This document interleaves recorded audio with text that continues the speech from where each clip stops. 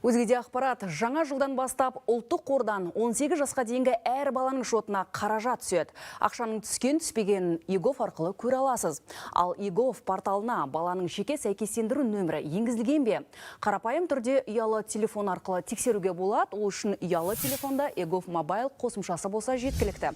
Яғни осы қосымшаға кіріп, профиль деген батырманы басасыз. Одан кейін отбасы деген бөлікті таңдайсыз.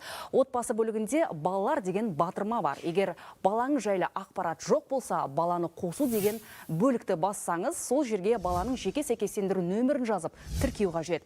Енгізілген дерек жайлы толық ақпарат бірден шығады. Бұл процесті компьютер арқылы да жасауға болады. Ол үшін ЕГОВ порталында жеке кабинетке кіріп, тура ұялы телефонда жүргізілгендей баланың жеке сәйкестендіру нөмірін енгізіп, қосу батырмасын бассаңыз жеткілікті.